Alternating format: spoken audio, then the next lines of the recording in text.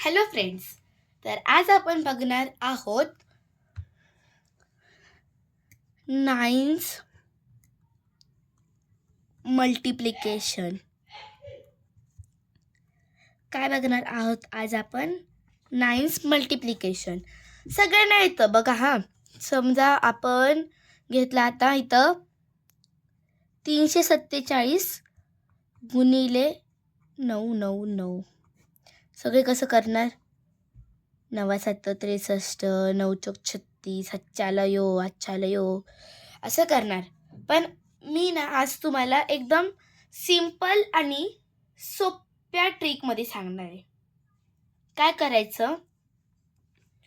347 आहे ना, हे त्याला काय करायचं? इथं -1 लिहायचं. ही झाली फर्स्ट स्टेप. -1 करून आन्सर काय येणार? 346. 346 आन्सर आलं. तर 3 मध्ये किती ॲड केल्यावर 9 येतं? 4 मध्ये किती ॲड केल्यावर 9 येतं? 6 मध्ये किती ॲड केल्यावर 9 येतं? हे लिहायचं आपल्याला इथं. म्हणजे त्यालाच काय म्हणतात? Complementary of 9. तर 9चं कॉम्प्लिमेंटरी आपण इथं लिहून घेऊ. 1 2 3 4 5 6 7 8 9. 7 6 5 4 3 2 1 0. हे काय आहे? नाईन्स कॉम्प्लिमेंटरी. नाईन्स कॉम्प्लिमेंटरी. हे काय? नाईन्स कॉम्प्लिमेंटरी. तर बघा इथं 3चं कॉम्प्लिमेंटरी काय आहे? 6. मग इथं काय लिहिणार आपण? 6. 4चं कॉम्प्लिमेंटरी काय? 5. तर इथं काय लिहिणार आपण? 5. 6चं कॉम्प्लिमेंटरी काय? 3. तर इथं काय लिहिणार आपण? 3. तर आपला आन्सर आला आहे 346 653. हे असं झालं. आता समजा तुम्हाला असं दिलंय 374 गुणिले 999 आणि अजून एक 9 असं दिलंय. तर तुम्ही कसं करणार? तुम्ही वरती 9 लिहिणार आणि खाली 374 लिहिणार. पण तसं तुमचं चुकणार ना. आपण आज हेच बघणार आहे. कोणत्या सब्जेक्टमधून? वैदिक मॅथ्सच्या ट्रिकमधून बघणार आहे आपण. तर आपण वर काय केलं? -1 केलं. ठीक आहे, आपण इथं -1 करून घेतलं. मग इथं ॲज इट इज लिहायचं 373. -1 केल्यावर नंतर काय आन्सर आले? 373. इथं आपण ह्याचं डायरेक्ट कॉम्प्लिमेंटरी लिहिलता, कारण की हे 3 डिजिट होते आणि हे पण 3 डिजिट होते.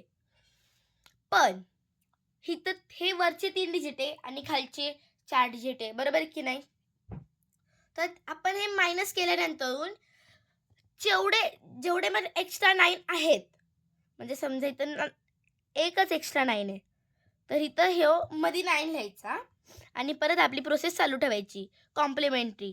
3चं कॉम्प्लिमेंटरी 6 7 2 3 6. आपला आन्सर काय? 3739626.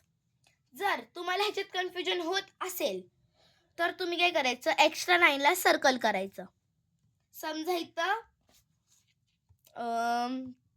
एक्स्ट्राचे 2 9 असेल, म्हणजे 1 2 3 4 5 असं असेल, तर काय करणार? -1 4 7. काय लिहिणार तुम्ही? 4 7 3. एक्स्ट्राची किती 9 आहे? 2. 1 2 आणि परत आपली स्टेप पुढं. तर 5 2 6. मग आपला आन्सर हे येणार. बघा हे किती लगेच होतंय.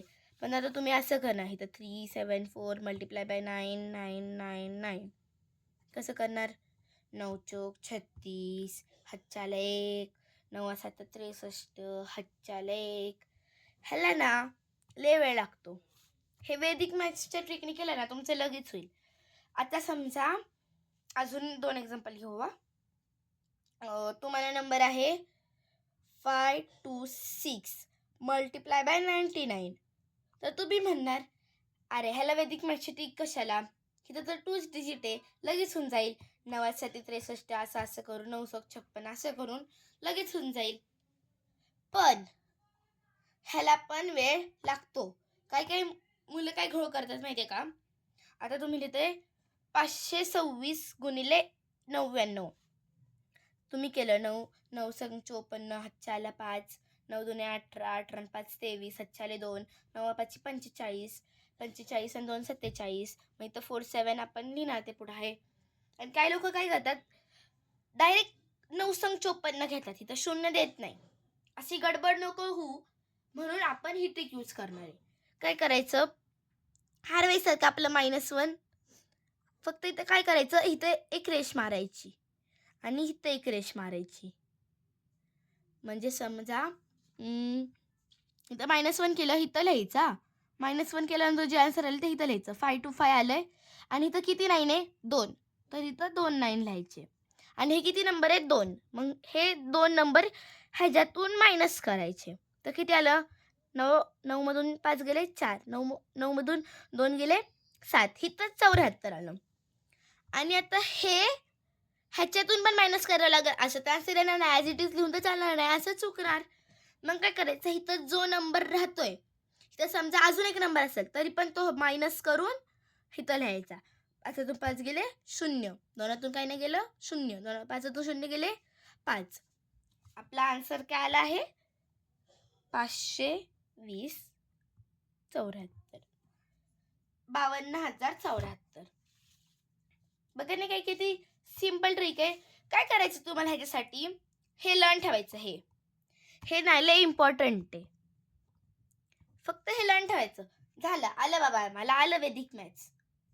तुमच्या फ्रेंड्सला पण सांगा, ही लिंक शेअर करा. हे बघ बाबा, हे किती सिम्पल आहे, ते एवढ्या वेळ नको करत बसत जाऊ, हे की नाही. तर असेच आणखी व्हिडिओ पाहण्यासाठी शुभांगी पवार क्लासरूम या चॅनलवर जा. Please like my channel, subscribe my channel and press the bell icon.